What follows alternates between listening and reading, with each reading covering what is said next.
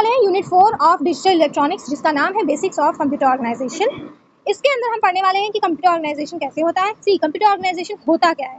So it refers to the operational unit and their interconnections that realise the architecture specifications. मतलब computer organisation ऐसा एक system है या फिर एक ऐसा कॉन्सेप्ट है जो हमें बताता है कि किस तरह से जो हमारे कंप्यूटर के ऑपरेशनल यूनिट्स हैं, यानी जितने भी ऑपरेशंस करने वाले यूनिट्स हैं, इन सबके बीच में कैसे इंटरकनेक्शंस बनी हुई है, इस चीज को रिफर कराने के लिए हम रिफर करते हैं दैट इज कंप्यूटर ऑर्गेनाइजेशन। ठीक है, अब हमारे कंप्यूटर के कितने सारे कंपोनेंट्स होते हैं, तो सबसे पहला कंपोनेंट तो यही हो गया सीपीयू। ठीक है, देन मेमोरी होता है, इनपुट आउटपुट होता है। ठीक है, ये सारे जो कंपोनेंट्स हैं, है ना, ये सारे जो कंपोनेंट्स हैं कंप्यूटर के, वो किस तरह से इंटरकनेक्टेड होते हैं, बस सिस्टम से। बस सिस्टम क्या होता है, यानी कि जो हमारा बसों का सिस्टम होता है, बस क्या होता है अभी हम पढ़ेंगे कि बस जो है हमारा कुछ वायर्स होते हैं, कुछ कलेक्शन ऑफ वायर्स होते हैं, जिसकी वजह से हम जो है ना कंपोनेंट टू कंपोनेंट कम्युनिकेशन बैठा पाते हैं। ठीक है, तो हमारा वो जो काम होता है वो सिस्टम बस से होता है। ठीक है, तो अब हम देखने वाले हैं कि बस आर्किटेक्चर क्या है। ठीक है, तो बस आर्किटेक्चर क्या है, इसमें सबसे पहले सीखते हैं कि बस क्या है।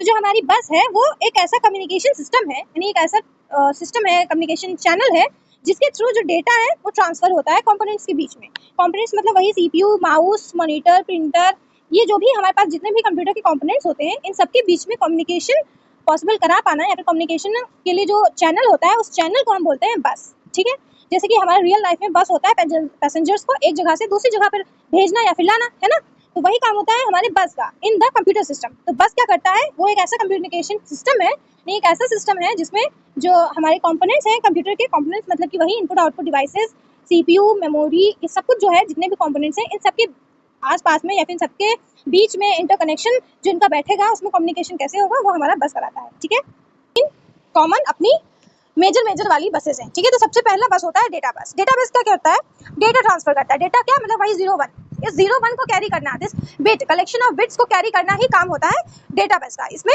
हमारे जो डेटा है वो ट्रांसफर होता है। ठीक है, अब इसकी जो विड्थ होगी, विड्थ मतलब कि इसकी जो चौड़ाई होगी, इसमें जितनी ऑफ नंबर ऑफ लाइंस होंगी, मतलब इसमें जितनी भी लाइंस होंगी, वो डिसाइड करेंगे कि कितने बिट्स जो है वो हमारे एक बस से होकर जा सकते हैं। अगर मान लो कि हमारा जो डेटा बस है वो 32 बिट का है, ठीक है, तो कहने का मतलब कि हमारा जो डेटा है वो 32 बिट ही ट्रांसफर हो पाएगा। मतलब कि ऐसे 0 1 0 1 कर करके जो हमारे ऐसे करके बनेंगे, ठीक है, उतने 32 बिट्स ही ट्रांसफर हो पाएंगे हमारी 32 बिट डेटा बस से। ठीक है, ये इसका कहने का मतलब होता है। नेक्स्ट हमारी बस है एड्रेस बस। एड्रेस बस क्या कैरी करेगी, एड्रेस को कैरी करेगी। ठीक है, तो it carries the memory address of data और इंस्ट्रक्शंस, यानी कि जो भी हमारे इंस्ट्रक्शंस हैं, जो भी डेटा है, उसको कैरी कराने के लिए, मतलब उसका जो एड्रेस है, एड्रेस कैरी कराने के लिए एड्रेस बस यूज होती है।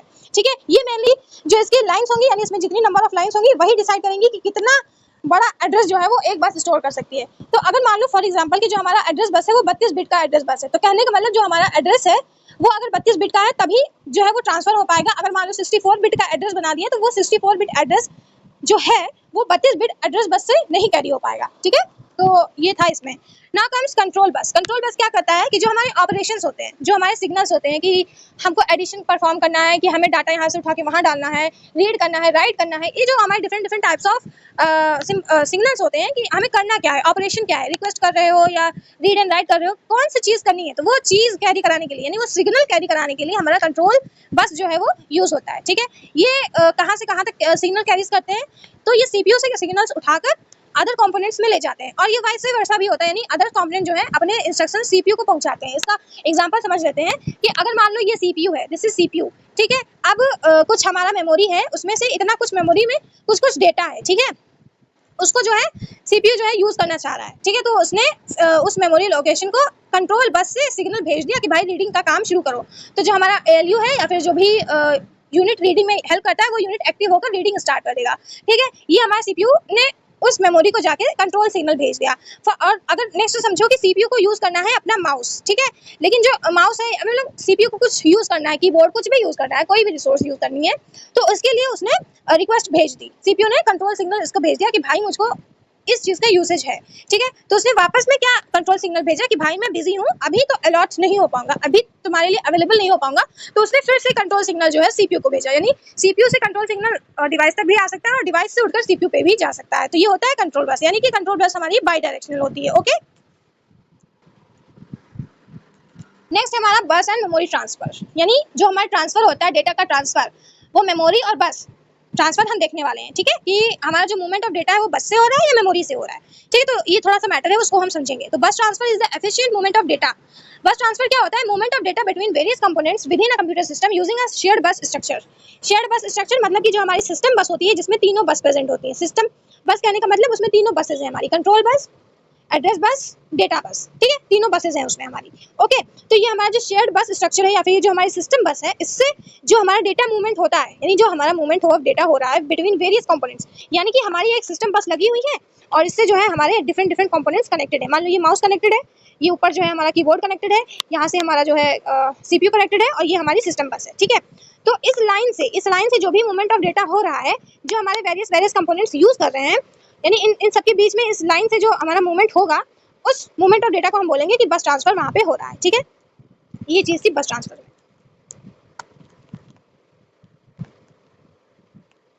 ठीक है, तो इसको अचीव कैसे किया जाता है? मतलब कि अगर हम एक कॉमन चैनल बनाना चाहें, कॉमन चैनल कहने का मतलब जो हमारी सिस्टम बस है, अगर हमें ऐसे एक कॉमन चैनल बनाना है और उसी से सारे डिवाइसेस जो है वो कनेक्ट कराने हैं, तो ये चीज़ कैसे बने? ठीक है, तो इस चीज़ को पाया जाता है किसकी हेल्प से? या तो हम मल्टीप्लेक्सर्स का यूज़ कर लें बस ट्रांसफर के लिए, या फिर हम 3 स्टेट बफर्स का यूज़ कर लें, ठीक है। तो इन दोनों का यूज़ करके हम जो है बस ट्रांसफर जो है वो अचीव कर सकते हैं, यानी बस ट्रांसफर परफॉर्म करा सकते हैं अपने कंप्यूटर सिस्टम में, ठीक है।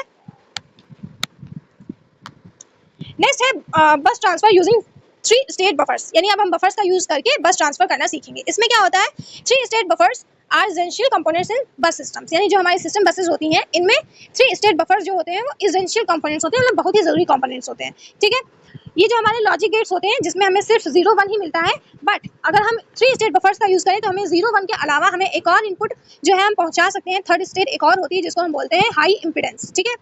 In this state the output is effectively disconnected. इसमें क्या होता है कि जो आउटपुट है वो डिस्कनेक्टेड कर दिया जाता है, behaving like an open circuit, ठीक है। यानी जो सर्किट है उसको ओपन कर दिया जाता है, यानी कि ओपन सर्किट कैसा होगा? शट डाउन वाला सर्किट, स्विच ऑफ वाला सर्किट, ठीक है।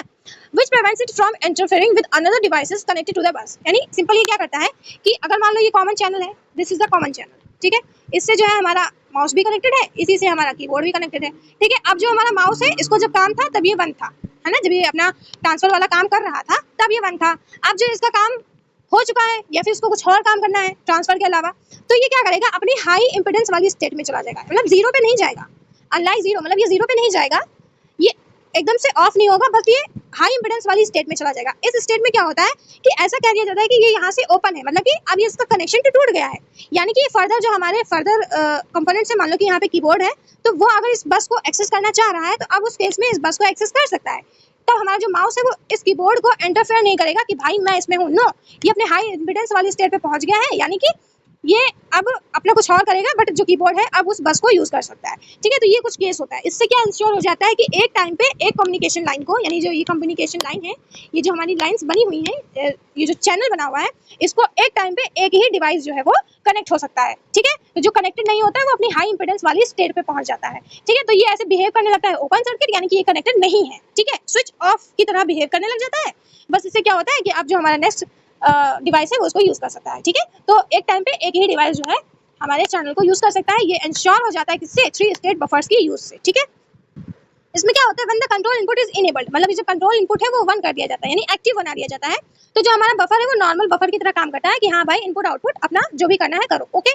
बट जो कंट्रोल इनपुट है जब डिसेबल कर दिया जाता है, यानी जब स्विच ऑफ करना होता है, यानी कि जब 0 करना होता है, तब क्या होता है? बफर जो है वो डायरेक्टली स्विच ऑफ नहीं हो जाता, वो अपनी हाई इंपीडेंस स्टेट पे चला जाता है, मतलब थोड़ी देर के लिए साइलेंट हो जाता है वो, यानी कनेक्शन तो तोड़ लेता है बट पूरा कनेक्शन नहीं तोड़ता वो, ठीक है।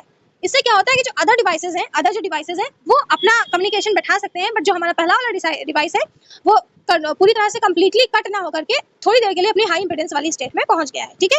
यही इंश्योर करा देता है कि एक टाइम पे एक ही डिवाइस जो है वो बस को एक्सेस कर सकता है, ठीक है। इससे क्या होता है? जो डेटा कोलिजन है वो प्रिवेंट हो जाता है। डेटा कोलिजन मतलब कि एक ही टाइम पे अगर बस में दो डिवाइसेस अपने डेटा को दोहरा रहे हैं, तो जो दो डेटा है वो आपस में कोलाइड हो सकते हैं और जो डेटा है वो करप्ट हो सकता है, ठीक है। तो करप्शन और कोलिजन ये सब कुछ रोकता है हमारा 3 स्टेट बफर, ठीक है। और इसी की हेल्प से हमने ये बस ट्रांसफर वाला जो है अपना कर लिया, ठीक है। Next one is memory transfer. इसमें क्या होता है कि जो हमारा मूवमेंट ऑफ डेटा है वो between CPU and the main memory. Main memory क्या होती है? रैम, ठीक है। मेनली यहाँ पे हम बात कर रहे होते हैं रैम की। तो सीपीयू और रैम के बीच में जो डेटा का लेन देन होता है वो आता है हमारा मेमोरी ट्रांसफर में, ठीक है। अब हमारी मेमोरी ट्रांसफर में जो है 2 ऑपरेशंस मेन होते हैं। 2 ऑपरेशंस कौन से होते हैं? या तो वो रीड कर ले, रीड करने का मतलब आउटपुट में हमें डेटा दिखाना है, ठीक है, मतलब कहीं मेमोरी में डेटा पड़ा हुआ है मेमोरी में, वहां से उठा के हमें आउटपुट वाली स्क्रीन में डेटा को रखना है, ठीक है। तो वो चीज हो गया कि हम रीड कर रहे हैं, ओके। राइटिंग क्या होता है कि हमें कोई मेमोरी है वहां पे जाके अपना डेटा रखना है, यानी कि मेमोरी में जाके सेव कराना है। तो जो सेविंग का काम होता है वो होता है राइटिंग वाला काम, कि मतलब हम अपने डेटा को मेमोरी में जाके सेव करा रहे हैं। और रीडिंग का काम क्या होता है कि हम अपनी जो भी मेमोरी है वहां से डेटा उठाकर अपनी आउटपुट वाली स्क्रीन पर दिखा रहे हैं, ठीक है। तो वो रीडिंग का काम हो जाता है, ठीक है। तो दो ऑपरेशन होते हैं इसमें ना। अब ये होता किसकी हेल्प से? रजिस्टर्स की हेल्प से। जो दो हमारे रजिस्टर्स होते हैं, पहला रजिस्टर है मेमोरी एड्रेस रजिस्टर। इसमें क्या होता है कि हमारा जिस भी मेमोरी यानी जो भी एड्रेस को हम टारगेट करना चाह रहे हैं, मतलब कि जो हमारा मान लो कि ये मेमोरी है, ठीक है, इसमें बहुत सारे हमारे एड्रेसेस होंगे, बहुत सारे हमारे डिब्बे डिब्बे टाइप के बने होंगे। बट जो हमारा मान लो कि जो फोटो है, जो फोटो हमें देखना है, रीड करना है, वो यहाँ पे प्रेजेंट है, यहाँ पे है हमारा फोटो, ठीक है। इसका एड्रेस लिखा है कि ये 20112, यानी इसका एड्रेस जो है वो 20112 है, ठीक है। अब ये मेमोरी एड्रेस रजिस्टर क्या करता है? सी रजिस्टर क्या होता है? रजिस्टर वो चीज होती है जो डेटा है वो टेम्पोरेरी स्टोर करता है अपने अंदर, मतलब डेटा स्टोर करने का काम हमारा रजिस्टर भी करता है, ठीक है। तो एक काइंड ऑफ स्टोरेज डिवाइस ही हो गया वो, ठीक है। तो मेमोरी एड्रेस रजिस्टर क्या करेगा? ऐसा रजिस्टर जो मेमोरी के एड्रेस को स्टोर करे, मतलब ऐसा रजिस्टर जो अपने अंदर मेमोरी एड्रेस को स्टोर करे, उसको हम बोल देते हैं मेमोरी एड्रेस रजिस्टर। मतलब कि ये जो रजिस्टर है इसको हम क्या बोलेंगे? MAR। क्यों? क्योंकि ये जिस भी मेमोरी पे हमें जाना है उसका एड्रेस अपने अंदर रखे हुए, ठीक है। तो इसको हमने बोल दिया memory address register. Memory address register क्या करता है? टारगेट एड्रेस को अपने अंदर स्टोर करके रखता है, ठीक है। Next one is memory buffer register. ये क्या होता है कि जो भी डेटा हमें रीड कराना है तो उस डेटा को अपने अंदर रखता है, यानी इस बार ये अपने अंदर एड्रेस नहीं रखेगा, डायरेक्ट जो डेटा है, यानी कि डायरेक्ट जो हमारा ये डेटा है दैट इज ये, इसमें जो हमारी इमेज है इस इमेज को ही अपने अंदर सेव कर लेता है थोड़ी देर के लिए, ठीक है। क्योंकि उसको अपने मतलब अंदर सेव कर लिया, अब उसको आउटपुट वाली स्क्रीन पे दिखा देगा जो भी इमेज बनी है हमारी, ठीक है। तो वो जो चीज करता है, यानी जो मिडवे अपना जो अपने पास स्टोर करके रखे हुआ है, जो दो डेटा को स्टोर करके रखता है, उसको हम बोलते हैं मेमोरी बफर रजिस्टर या फिर मेमोरी डेटा रजिस्टर। इसमें यही सिंपल होता है कि जो डेटा हमें अपने आउटपुट वाली लोकेशन पे दिखाना है या फिर अपने कुछ भी डेटा हमें रीड करना है, कहीं से भी फाइल कोई रीड करनी है, तो उस चीज को स्टोर करने का काम होता है मेमोरी बफर रजिस्टर का, ठीक है। वो अपने अंदर डेटा स्टोर करता है जो हमें आउटपुट में ले जाना है या फिर जिसको हमें रीड कराना है, ठीक है। हो गया। अब रीड ऑपरेशन होता कैसे है वो देख लेते हैं, ठीक है। रीड करने का मतलब कि हम डेटा जो है कहीं पे पड़ा हुआ है वहां से एक्सेस कर रहे हैं। Accessing the data is known as reading the data, okay. तो ये कैसे होता है कि सबसे पहले जो हमारा सीपीयू होता है place the address of the desired memory location into MAR। यहाँ पे जो मतलब मान लो ये सीपीयू है, ठीक है, ये हमारी मेमोरी है, ठीक है। यहाँ पे कहीं पे वो था हमारा डेटा रखा हुआ है, मान लो कि इस सेक्शन में हमारा कुछ एक्स वेरिएबल स्टोर्ड है, ठीक है। एक्स वेरिएबल का जो अब हमारा एड्रेस है वो 2012 है, ठीक है। तो हमारा जो सीपीयू क्या करेगा ना कि जो हमारे मेमोरी एड्रेस रजिस्टर होते हैं MAR, उसमें जो है इस 2012 को स्टोर कर देगा। मतलब कि हम जब इस रजिस्टर पे जाएंगे तो हमें टारगेट डेटा यानी इस एक्स को पाने के लिए उसका एड्रेस मिल गया, यानी कि 2012, ठीक है। तो सीपीयू क्या करता है? सिंपली जो एड्रेस होता है उसको MAR में स्टोर कर देता है, ठीक है। अब यहाँ पे स्टोर हो गया। अब क्या होता है? Read control signal is activated. तो अब यहाँ से सिग्नल जाता है रीडिंग का, कंट्रोल सिग्नल गया रीडिंग का। तो क्या होगा कि इस वाले एड्रेस पे जाके मतलब 2012 पहले फाइंड करेगा, अब उसको 2012 मिल गया, तो 2012 पे जाके उस एक्स को वो रीड करने लग जाएगा, ये कंट्रोल सिग्नल जब हम पहुंचाएंगे, ठीक है। अब जैसे ही एक्स जो है वो रीड होने लगेगा तो वो धीरे धीरे मेमोरी में रिट्रीव होने लग जाएगा, मतलब वहां से उठ के जो धीरे धीरे है अपना रिट्रीव हो जाएगा और हमें मिल जाएगा आउटपुट में, ठीक है। तो द रिट्रीव्ड डेटा, अब ये जो यहाँ से हमने डेटा उठाया है, ये जो एक्स है ये उठकर जो है हमारे किस में स्टोर होगा? डेटा कहाँ स्टोर होता है? MDR में या फिर MBR में, यानी कि मेमोरी बफर रजिस्टर में, ठीक है। मेमोरी डेटा रजिस्टर में जाके वो स्टोर हो जाएगा जो भी डेटा हमें आउटपुट में दिखाना है, ठीक है। तो वो जो एक्स है उठकर अब यहाँ पे स्टोर हो जाएगा, अब यहाँ से जो है वो हमें दिख जाएगा, okay. So this was the read operation. इसमें ऐसे होता है, सबसे पहले सीपीयू से MAR में जाएगा, फिर MAR से उठकर डेटा जो है वो MDR में जाएगा। सिम्बलाइज ऐसे करते हैं कि क्या करो कि MAR पे जाके मतलब MAR पे जो एड्रेस रखा है उस एड्रेस पे जाके MAR का डेटा है, जो एड्रेस है उसका जो डेटा है वो MBR में जाकर स्टोर कर दो, ठीक। तो ये काम होता है रीडिंग का। रीडिंग में क्या होता है? MAR एड्रेस पे जो डेटा है वो उठ के MBR में पहुंच जाता है, ठीक। ये हमारा रीड ऑपरेशन। तो राइट ऑपरेशन में क्या होता है वो भी देख लेते हैं। तो सबसे पहले सीपीयू क्या करेगा? टारगेट मेमोरी लोकेशन को MAR में स्टोर कर देगा, मतलब जहां पे हमारा टारगेट एलिमेंट है, यानी उस इफेक्टिव एड्रेस को उठाकर वो कहां रख देगा? MAR में रख गया एड्रेस। अब क्या होगा कि the data to be written in is placed into MBR, और MBR में जो डेटा हमें रखना है वो MBR में चला जाएगा, मतलब कि MBR में हमारा डेटा होगा, ठीक है। MAR में हमारा लोकेशन होगा कि किस लोकेशन पे जाके हमें उस डेटा को रखना है, ठीक। दोनों चीजें हो गई। अब जो है कंट्रोल सिग्नल बनाया जाएगा। कंट्रोल सिग्नल जैसे ही एक्टिव होगा तो वो क्या करेगा? एक्टिव होगा कंट्रोल सिग्नल, राइटिंग वाला कंट्रोल सिग्नल, मतलब राइटिंग वाला काम शुरू हो जाएगा। मतलब जो हमारा डेटा है जो MBR में है वो MAR वाले एड्रेस में जाकर रख दिया जाएगा। ठीक, तो इस तरह से इसका सिंबल होगा कि MBR से डेटा उठाकर MAR में रख दो। ठीक है, MAR का मतलब MAR जो एड्रेस है उस एड्रेस पे जाके रख दो। ठीक, तो ये सिंबल होता है इसका। ठीक है, तो अब हम पढ़ने वाले हैं प्रोसेस ऑर्गेनाइजेशन। तो प्रोसेस ऑर्गेनाइजेशन में हम क्या पढ़ेंगे, अपना सीपीयू कि किस तरह से हमारा जो सीपीयू है उसके अंदर कैलकुलेशंस, ऑपरेशंस ये सब परफॉर्म की जाती हैं। ठीक है, तो जो हमारे सीपीयू की जो भी कैलकुलेशंस हैं इनको कैसे परफॉर्म कराते हैं वो हम इस ऑर्गेनाइजेशन से पढ़ते हैं। ठीक है,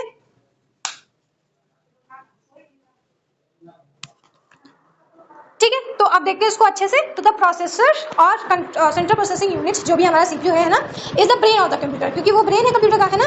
responsible for executing the instructions, यानी जितने भी इंस्ट्रक्शंस हैं, कैलकुलेशंस है, ये सारी हमारा सीपीयू करता है। ओके, अब हमारा सीपीयू कैसे करेगा इन सबको, इसके लिए सीपीयू ऑर्गेनाइजेशन होता है। तो सीपीयू ऑर्गेनाइजेशन फर्दर तीन पार्ट्स में डिवाइडेड होता है, यानी कि पहला part single accumulator, second part general register accumulator and third part is stack organisation. ठीक है, जिसमें से सिंगल एक्यूमुलेटर वाला पार्ट हम नहीं पढ़ते क्योंकि शायद वो नहीं आएगा सिलेबस में। ओके, तो बचा क्या, general register organisation, stack organisation. ठीक है, तो आप करेंगे जनरल रजिस्टर ऑर्गेनाइजेशन। इसमें क्या होगा, इसमें क्या होता है कि हमारे सीपीयू के पास ना सेट ऑफ रजिस्टर्स होते हैं, वो भी कैसे रजिस्टर, जनरल पर्पस रजिस्टर।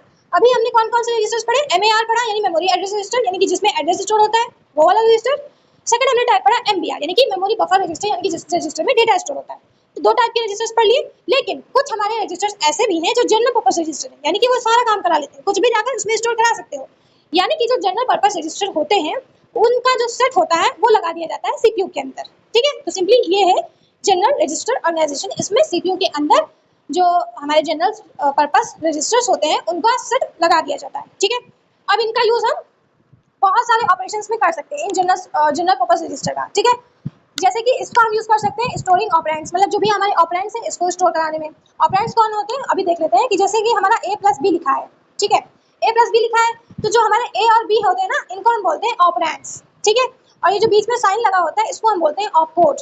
तो इस ऑपरेंड को स्टोर कराने में हमारे जनरल पर्पस रजिस्टर काम आते हैं। एक ये हो गया इसका काम। नेक्स्ट काम हो सकता है कि इसको हम इंटरमीडिएट रिजल्ट स्टोर करने के लिए भी यूज कर सकते हैं। इंटरमीडिएट रिजल्ट करने का मतलब कि अगर मान लो ऐसे लिखा है 2 + 3 + 4, तो क्या होगा कि पहले 2 + 3 होगा यानी कि 5 होगा। तो इस 5 को स्टोर कराने में, क्योंकि हमें 5 चाहिए ना, फाइनल रिजल्ट तो है ही नहीं है। फाइनल रिजल्ट क्या होगा कि 5 में हम 4 प्लस कर दें यानी कि 9।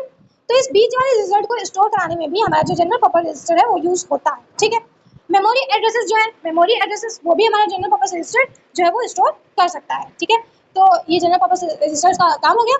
इस ऑर्गेनाइजेशन से क्या होता है, मतलब इस ऑर्गेनाइजेशन से हमें फ्लेक्सिबिलिटी मिलती है। फ्लेक्सिबिलिटी मतलब कि हम एक ही चीज से, मतलब एक रजिस्टर है हमारे पास, जनरल पर्पस रजिस्टर है, उससे हम बहुत सारे काम कर सकते हैं। मतलब एक चीज से बहुत सारे काम कर सकते हैं, तो वहां से हमें फ्लेक्सिबिलिटी मिल गई। अब नेक्स्ट हमें एफिशिएंसी भी मिल गई, भाई हमारा टाइम बचेगा, हम एक ही चीज को टारगेट करेंगे और वहीं से हम अपना सारा काम करा लेंगे, तो हमारा टाइम बच जाएगा। इससे हमारा जो ऑर्गेनाइजेशन है वो एफिशिएंट बन जाएगा, है ना। ठीक है, तो ये दो हमारे काम हो गए। इससे जो है हमारा जो सीपीयू है उसका फ्रीक्वेंट एक्सेसिंग स्लोअर मेमोरी, मतलब कि जो हमारा सीपीयू है और जो रैम है, ठीक है, अब इन दोनों के बीच में जो कम्युनिकेशन है वो थोड़ा कम हो जाएगा, प्रेशर कम हो जाएगा। क्यों? क्योंकि अब हमने क्या किया है, सीपीयू के अंदर ही रजिस्टर्स लगा दिए हैं। तो हमारा जो छोटा मोटा काम होता है, यानी कि ऑपरेंड्स को स्टोर करना, इंटरमीडिएट रिजल्ट्स को स्टोर करना, मेमोरी एड्रेसेस को स्टोर करना, तो वो सीपीयू इधर ही कर लेगा। इसके लिए उसको रैम पे आगे पीछे, रैम के मतलब बार बार इंस्ट्रक्शंस नहीं भेजनी होगी, तो वो वाला जो टाइम है वो बच गया, क्योंकि हमने सीपीयू के अंदर ही अपने सारे रजिस्टर्स लगा दिए, है ना। तो टाइम बच गया, तो एफिशिएंसी, फ्लेक्सिबिलिटी सब मिल गया हम लोगों को। ठीक है, तो ये हमारा था जनरल रजिस्टर ऑर्गेनाइजेशन। तो हमारे जो जनरल पर्पस रजिस्टर्स होते हैं वो उसमें सीपीयू के अंदर लगा दिए जाते हैं। ठीक है, इसके एडवांटेजेस यही है कि ये फ्लेक्सिबिलिटी प्रोवाइड करता है, यानी कि जो हमारे रजिस्टर्स हैं वो मल्टीपल काम कर सकते हैं। फास्टर एक्सेस होगा। फास्टर एक्सेस कैसे, कि मतलब जो हमारा सीपीयू है उसको रैम को बार बार इंस्ट्रक्शंस नहीं भेजनी होंगी, सीपीयू के अंदर इनबिल्ट जो रजिस्टर्स है उन्हीं में हम जो इन्फॉर्मेशन का लेन देन है वो कर सकते हैं। ठीक, तो वहां से हमारा टाइम बच गया। रिड्यूस मेमोरी ट्रैफिक, मतलब मेमोरी ट्रैफिक भी खत्म हो जाएगा, कि मतलब जो हमारा रैम है उसके ऊपर जो भी प्रेशर होता था कि अब ये इंस्ट्रक्शन भेज रहे हैं तो जो हमारी मेमोरी है वो करते हैं, मतलब उससे क्या होगा कि मेमोरी ट्रैफिक बढ़ जाता ना, कि अगर हम सारा काम रैम से ही करा रहे होते तो रैम के ऊपर मेमोरी ट्रैफिक आ जाता। लेकिन अब आधा काम जो है हमारे रजिस्टर संभाल ले रहे हैं, तो इसकी वजह से क्या होगा कि रैम के ऊपर प्रेशर कम होगा, जिससे हमारा जो मेमोरी ट्रैफिक है वो भी कम हो जाएगा। ठीक है, तो ये उसका भी एक एडवांटेज है। ओके, नेक्स्ट हम पढ़ते हैं स्टैक ऑर्गेनाइजेशन। देखो स्टैक ऑर्गेनाइजेशन में क्या होता है कि जो हमारी मेमोरी है ना उसी को हमने स्टैक मान लिया। स्टैक क्या होता है, हमारा लीफो टेक्निक पे बेस्ड होता है। लीफो मतलब कि लास्ट इन फर्स्ट आउट, मतलब जो लास्ट में आएगा वही सबसे पहले जाएगा, ये इसकी टेक्निक होती है स्टैक की। ठीक है, तो इसमें क्या होता है कि हमारी कुछ जो मेमोरी है, मान लो कि हमारी इतनी मेमोरी है, ठीक है, उस मेमोरी को हमने एलोकेट करा दिया, मतलब उस मेमोरी को हमने स्टैक मान लिया, ठीक है। ये होता हमारी मेमोरी के अंदर ही है, बस हमने उतनी उस मेमोरी उस पोर्शन को स्टैक की तरह इमेजिन करना या फिर स्टैक की तरह इंप्लीमेंट करना शुरू कर दिया, ठीक है। तो इतनी मेमोरी है जो हमारी इंप्लीमेंट हो रही है स्टैक की तरह, ओके। अब क्या होगा कि जो हमारे ऑपरेंड्स है वो हमें कहाँ से मिलेंगे, टॉप ऑफ द स्टैक से। टॉप ऑफ द स्टैक कहने का मतलब यहीं से तो हम आउटपुट अपना निकाल पाएंगे। मतलब कि अगर हमें मान लो क्या करना है, इसमें जो हमारा डेटा है स्टैक में स्टोर है, मतलब कि मान लो कि यहाँ पे 1 था, 2 था, 3 था, 4 था, 5 था, 6 था, 7 था, ठीक है। अब हमें एडिशन परफॉर्म करना है, एडिशन, ठीक है। तो एडिशन परफॉर्म करने के लिए हमारे पास ऑपरेशन तो है, अब इसके लिए हमें ऑपरेंड्स चाहिए। तो ऑपरेंड्स हम कैसे निकालेंगे, इसके टॉप से, ठीक है। तो ऑपरेंड हम टॉप से निकालेंगे, यानी इस 1 को पहले निकाल लेंगे, तो इस 1 को निकाल लिया, ठीक है। उसके बाद क्या करेंगे, अपने जो टॉप है ना उसको एक कदम नीचे भेज देंगे। अभी टॉप हमारे यहाँ था बट हम उसको एक कदम नीचे भेज दिए, यानी अब हमारा टॉप जो है वो 2 पे है, यानी अब इस 2 को भी निकालेंगे, तो इस 2 को भी निकाल दिया। अब जो ये दो ऑपरेंड्स है उसमें निकाले, अब ये एडिशन इन्हीं के बीच में परफॉर्म कर दो, यानी 2 + 1 यानी कि 3 जो है वो जाकर स्टोर करा दो। अब जो 3 है वो कहाँ स्टोर होगा, ऑफ कोर्स ये दोनों निकल गए, तो यानी कि ये जगह खाली होगी, तो यहाँ पे जाके जो है 3 स्टोर हो जाएगा, ठीक। इस तरह से कुछ काम होता है स्टैक का, ठीक है।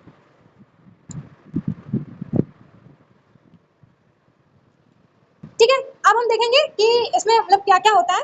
तो की कॉन्सेप्ट्स देख लेते हैं। तो इसमें फर्स्ट है स्टैक पॉइंटर। स्टैक पॉइंटर क्या होगा, जो हमेशा स्टैक के टॉप को पॉइंट करेगा। मतलब कि ये हमारा स्टैक है, इसका ये टॉप है, तो इस टॉप को पॉइंट कराने के लिए, मतलब इस टॉप पे नजर रखने के लिए या फिर इस टॉप को एक्सेस करने के लिए हमारे पास एक स्टैक पॉइंटर होता है, ठीक है।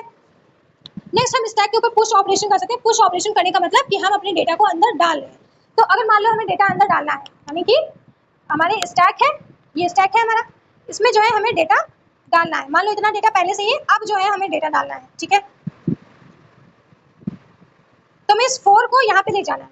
तो हमने अभी देखा कि लीफो होता है लास्ट इन फर्स्ट आउट, मतलब जो एंट्री होगी डेटा की वो यहीं पे होगी, टॉप पे एंट्री होगी। तो हमें सबसे पहले क्या करना होगा, अपने टॉप को, अभी तो हमारा टॉप इस 3 को दिखा रहा होगा ना, अभी तो हमारा टॉप 3 है, तो जो हमारा टॉप है वो 3 पे होगा, लेकिन हमें इस 4 को टॉप पे पहुंचाना है, यानी कि अब इस टॉप को एक कदम हम थोड़ा आगे बढ़ाएंगे। जब हमारा टॉप एक कदम आगे बढ़ जाएगा तो वो यहाँ आ जाएगा, यानी कि अब ये जो 4 है इस टॉप पे हम पहुंचा सकते हैं, ठीक है। तो इस तरह से हमने पुश ऑपरेशन कर दिया। पुश ऑपरेशन में क्या होता है कि जो हमारा स्टैक पॉइंटर है उसको इंक्रीज करते हैं +1 करके। जैसे ही +1 पॉइंटर होता है, मतलब एक कदम ऊपर चढ़ता है हमारा टॉप, उसमें हम क्या कर देते हैं, डेटा इंसर्शन परफॉर्म कर देते हैं, ठीक है। नेक्स्ट है हमारा पॉप ऑपरेशन। पॉप ऑपरेशन मतलब कि डेटा हटाना, डिलीट करना, या फिर उसमें से हमारा डेटा जो है रिट्रीव करना, क्योंकि जब हम रिट्रीव भी करेंगे ना तो हमें टॉप से ही रिट्रीव करना है, ठीक है। तो अभी डिलीशन देखते हैं। तो पॉप से डिलीशन होता है। मान लो कि ये हमारा स्टैक है, ठीक है, ये इतना भर चुका है, ठीक है। अब हमें क्या करना है कि कुछ कुछ डेटा जो है वो हटाना है, ठीक है, यानी इस 4 को यहाँ से हटाना। लेकिन अभी हमारा टॉप तो इस पे ही है, 4 पे, तो हम क्या करेंगे, अपने टॉप को एक कदम नीचे भेज देंगे। तो जब हमारा टॉप एक कदम नीचे हो गया, यानी नीचे आ गया, यानी ऊपर वाला जो है वो बचा ही नहीं, ठीक है। तो अब इसको हम डिलीट कर देंगे। तो हमारे स्टैक में एलिमेंट कितने बचे, 1 2 3 बचे, चौथा जो है वो डिलीट हो गया, है ना। तो इसमें क्या करते हैं, अपने जो स्टैक पॉइंटर है इसमें क्या करते हैं कि एक कदम नीचे कर देते हैं अपने पॉइंटर को। तो जो हमारा ऊपर वाला होता है वो ऑटोमेटिकली हट जाता है या फिर as an garbage value treat होने लग जाता है, ठीक है। अगर उससे पहले चाहें तो हम उसकी प्रिंटिंग भी कर सकते हैं। प्रिंटिंग कैसे होगी कि हमने स्टैक पॉइंटर, यानी कि जो हमारा टॉप पे जो पॉइंटर था उसको हमने उसका डेटा जो है फेच करा के प्रिंट करा दिया। तो इससे क्या होगा, जो टॉप वाला डेटा है वो प्रिंट हो जाएगा। उसके बाद हमने जो पॉइंटर को है वो एक कदम नीचे भेज दिया, यानी कि अब जो ऊपर वाला डेटा है वो फिनिश हो चुका है। अब जो हमारा टॉप है वो नीचे आ गया एक कदम, ठीक है। यानी कि अब लास्ट सेकंड जो होगा उस पर पॉइंट करेगा, ऊपर वाले को पॉइंट नहीं करेगा, यानी कि ऊपर वाला है ही नहीं फिनिश, ओके। तो ये हमारा पॉप ऑपरेशन हो गया, ठीक है। अब इसका इवैल्यूएशन कैसे करते हैं, ठीक है। तो स्टैक का जो इवैल्यूएशन होता है, मतलब इसमें हम सिंपली क्या करते हैं, एक्सप्रेशंस को इवैल्यूएट करते हैं। एक्सप्रेशंस क्या होती है हमारी, 3 टाइप्स ऑफ एक्सप्रेशंस होती है, इनफिक्स, पोस्टफिक्स, प्रीफिक्स। इनफिक्स वही नॉर्मल हम लोगों वाली जैसे a+b, ठीक है। पोस्टफिक्स क्या होता है कि जो हमारा ऑपरेटर है, यानी ऑप कोड जो है वो ऑपरेंड्स के बाद में प्रेजेंट होगा, यानी a b प्लस ऐसे लिखा है तो वो पोस्टफिक्स, ओके। अब प्रीफिक्स है, यानी कि जो हमारे ऑपरेंड्स हैं वो बाद में है पर जो ऑपरेशन है वो पहले है, यानी कि ऐसे लिखा होगा प्लस ए बी, ठीक है, ऐसे कुछ। तो 3 टाइप्स ऑफ एक्सप्रेशंस होती है। इनको कैसे इवैल्यूएशन वगैरह जो भी है वो हम सी लैंग्वेज में पढ़ते हैं जब हम डेटा स्ट्रक्चर्स पढ़ते हैं, और वो हम पढ़ चुके हैं स्टैक एप्लीकेशन के अंदर, उसका वीडियो है पहले से ही, ठीक है। तो वो वहां से हम देख सकते हैं, ठीक है। तो यहाँ पे जो है हमारा स्टैक ऑर्गेनाइजेशन खत्म होता है। स्टैक ऑर्गेनाइजेशन में हम मेमोरी को ही, कुछ पार्ट ऑफ मेमोरी को ही स्टैक की तरह बिहेव करा देते हैं, मतलब उसमें हम स्टैक इंप्लीमेंटेशन कर देते हैं, फिर उसको हम एज एन स्टैक बिहेव कराकर यूज करने लग जाते हैं, ठीक है। तो वो हमारा स्टैक ऑर्गेनाइजेशन हो गया। अब हम पढ़ेंगे एड्रेसिंग मोड्स के अंदर। एड्रेसिंग मोड्स क्या होते हैं कि जो हमारा इफेक्टिव डेटा है, इफेक्टिव डेटा जो है मतलब जो इफेक्टिव एड्रेस है, मतलब कि जो हमारा टारगेट डेटा है। आप देखो, मान लो कि हमारा टारगेट डेटा जो है, यानी कि एक्स वेरिएबल हम जो है वो फेच कराना चाह रहे हैं, और जो एक्स वेरिएबल है वो पड़ा हुआ है 201 पे, ठीक है। तो इसमें इफेक्टिव एड्रेस किसको कहेंगे, इस 201 को, यानी कि ऐसा एड्रेस जहाँ पे जाकर हमें एक्चुअल डेटा मिल जाए। एक्चुअल डेटा यानी कि एक्स, जहाँ जिस एड्रेस पे जाके हमें एक्चुअल डेटा मिल जाए उस एड्रेस को हम बोलते हैं इफेक्टिव एड्रेस। और इसी इफेक्टिव एड्रेस को निकालना यानी इस इफेक्टिव एड्रेस को कैलकुलेट करना ही कहलाता है एड्रेसिंग मोड। ठीक है, एड्रेसिंग मोड एक ऐसी टेक्निक होती है जिसकी हेल्प से हम इफेक्टिव एड्रेस को कैलकुलेट करते हैं। ओके, ठीक है। और वो एड्रेस किसका होगा? ऑपरेंड का, मतलब जिस पे जाके हमें ऑपरेशन परफॉर्म करना है उस चीज का जो लोकेशन है उसको कैलकुलेट करना की जो टेक्निक होती है उसको हम एड्रेसिंग मोड कहते हैं। ठीक है, तो इसकी बहुत सारे टाइप्स हैं, वो देख लें। तो सबसे पहला एड्रेसिंग मोड है इम्प्लाइड मोड। इसमें क्या होता है, जो हमारा इफेक्टिव एड्रेस है वो विद इन द कमांड में ही दे दिया जाता है, विद इन द इंस्ट्रक्शन। यानी इंस्ट्रक्शन क्या है? CLC, फॉर एग्जांपल CLC लिखा है तो इसी के अंदर जो है वो हमारा ऑपरेंड प्रेजेंट होता है। ठीक है, तो इम्प्लाइड में क्या होता है कि जो हमारा ऑपरेंड है वो इम्प्लिसिटली मतलब इनसाइड द इंस्ट्रक्शन प्रेजेंट होता है। ठीक है, तो यानी कि इंस्ट्रक्शन के अंदर ही ऑपरेंड मिल जाएगा, किसमें? इम्प्लाइड में। ठीक है, इमीडिएट एड्रेसिंग मोड क्या होता है कि जो हमारी इंस्ट्रक्शन है उसमें जो है अटैच कर दिया जाता है हमारा ऑपरेंड। ठीक है, फॉर एग्जांपल ये ले रहे हैं। ठीक है, तो जो हमारी इंस्ट्रक्शन है वो मूव है, मूव। ठीक है, और जो एड्रेस मतलब क्या है कि रजिस्टर AL जो है वहां पर जो है मूव परफॉर्म करना है किस चीज, किस ऑपरेंड को? यानी 35H को, यानी कि इस 35H को मूव कराना है किसमें? AL के अंदर। ठीक है, तो देखो जो हमारा ऑपरेंड है वो इंस्ट्रक्शन के साथ ही अटैच करके लगा के दी गई है। ठीक है, तो इसमें डायरेक्टली जो है हमारी जो ऑपरेंड होती है वो प्रोवाइडेड होती है इंस्ट्रक्शन के साथ। ठीक है, यानी इंस्ट्रक्शन के साथ हमने अपना जो ऑपरेंड है उसको अटैच करके डायरेक्टली प्रोवाइड किया रखा है। ठीक, उसको हम बोल देंगे इमीडिएट एड्रेसिंग मोड। ठीक, नेक्स्ट है हमारा रजिस्टर मोड। ठीक है, तो रजिस्टर मोड क्या होता है? इसमें क्या है, हम डेटा डायरेक्टली नहीं देते हैं। अब डेटा हमारा क्या करते हैं, हम उस डेटा को किसी रजिस्टर में स्टोर करा देते हैं। ठीक है, और उस रजिस्टर का नाम देते हैं हम इंस्ट्रक्शन में। ठीक है, यानी कि जो ऑपरेंड है मतलब कि जो हमारा डेटा है जिस पे हमें काम करना है ये डेटा CPU के जनरल पर्पस रजिस्टर में जाकर सेव कर दिया जाता है। ठीक है, अब जो हमारी इंस्ट्रक्शन होती है उसमें अब इसी रजिस्टर के नाम को यानी ये जो जहाँ पे जाकर डेटा सेव हुआ है इस रजिस्टर के नाम को इंस्ट्रक्शन में लिख दिया जाता है। ठीक है, इस तरह से क्या होता है कि रजिस्टर वाइज काम होता है, मतलब कि रजिस्टर के नाम से असली काम जो है वो डेटा पे हो रहा होता है। इसका एग्जांपल समझते हैं कि ऐसे लिखा हुआ है मूव AX, CX, ऐसे लिखा हुआ है। तो इसका मतलब क्या है कि हमारा एक AX रजिस्टर है। ठीक है, AX रजिस्टर है, उसमें कुछ कुछ डेटा है हमारा। ओके, मतलब कुछ क्या है, मतलब खाली है वो। ओके, और हमारा CX नाम का एक रजिस्टर है जिसमें कुछ कुछ डेटा है, मान लो कि हमारी कुछ वैल्यू है X। ठीक है, तो इसका कहने का मतलब है कि जो CX रजिस्टर में यानी ये रजिस्टर का नाम है। ओके, तो इस रजिस्टर में जो डेटा रखा है इस डेटा को उठाकर इस रजिस्टर यानी इस रजिस्टर में जाकर डाल दो, मतलब ये जो X है ये उठाकर यहाँ पे डाल दो। तो ये देखो रजिस्टर से काम हुआ, इसमें हमने डायरेक्टली X को दिया नहीं।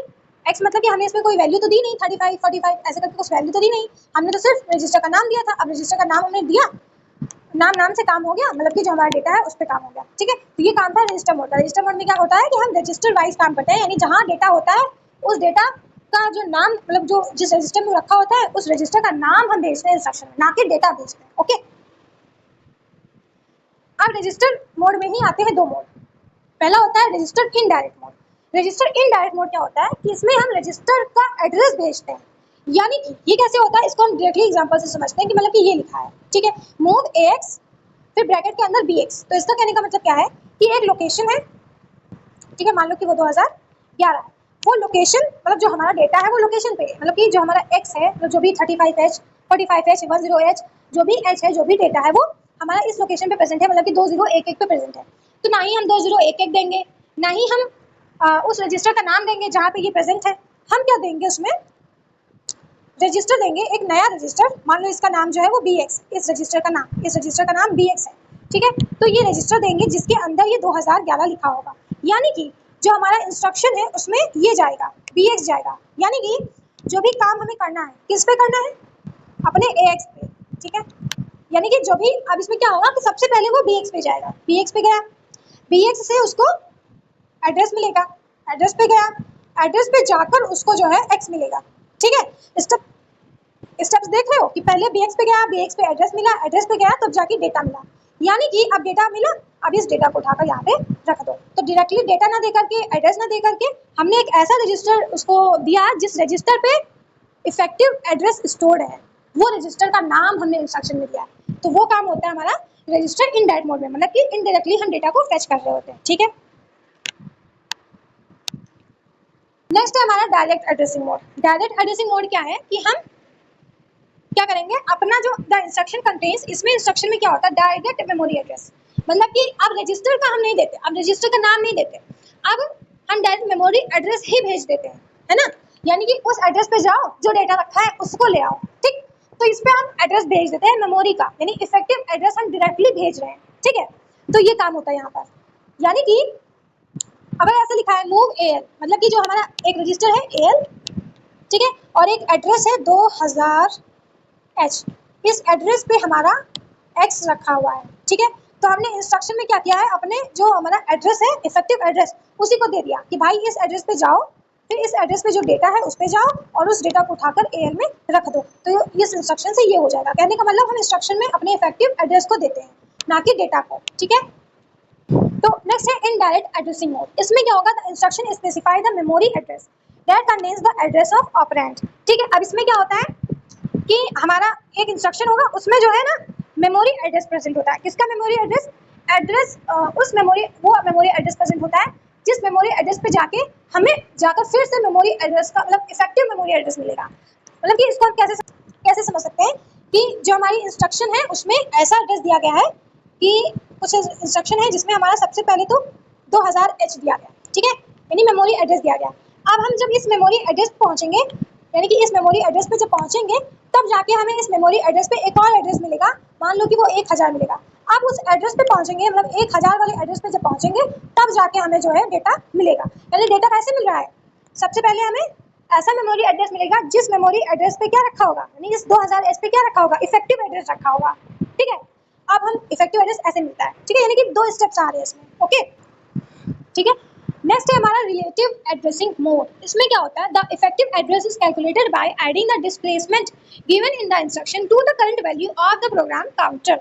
तो प्रोग्राम काउंटर कुछ वेरिएबल है, ठीक है, इसमें हम गिवन ऑफसेट की वैल्यू मतलब डिस्प्लेसमेंट की वैल्यू जब ऐड करते हैं तब जो हमें वैल्यू मिलती है उस वैल्यू, यानी वो जो एड्रेस है वो एड्रेस हमारा इफेक्टिव एड्रेस कहलाता है, ठीक है। मतलब कि हमारा कुछ प्रोग्राम काउंटर का वैल्यू होगा, ठीक है, कुछ वैल्यू होगा, उसके साथ हमें डिस्प्लेसमेंट ऑफसेट कुछ दिया जाएगा, मान लो कि इस बार हमें वो दिया गया है 50, ठीक है। तो इन दोनों को ऐड करने के बाद मतलब कि 1050 अब जो मिला है ये हमारा इफेक्टिव एड्रेस है, ठीक। तो इस चीज को कहते हैं रिलेटिव एड्रेसिंग मोड। इसमें क्या होता है, हमारा जो गिवन मतलब करंट प्रोग्राम काउंटर है उसमें कुछ डिस्प्लेसमेंट ऑफसेट फैक्टर ऐड करते हैं जिससे हमें फाइनल जो वैल्यू मिलती है वही हमारा इफेक्टिव एड्रेस होता है, ठीक है।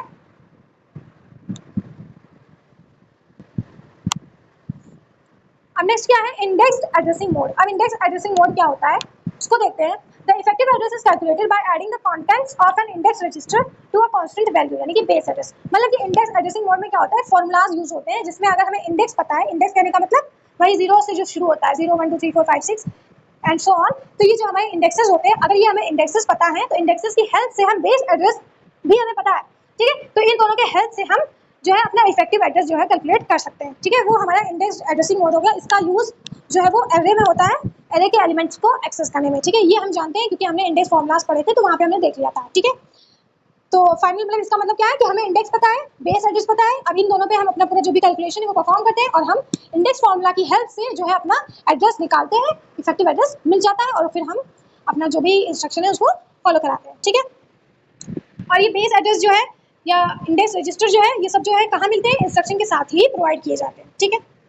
Next one is base register addressing mode. ये सिमिलर होता है किसके, इंडेक्स एड्रेसिंग मोड के, but the effective address is calculated by adding the contents of base register to a displacement. इसमें जो है डिस्प्लेसमेंट फैक्टर अगेन आ जाता है।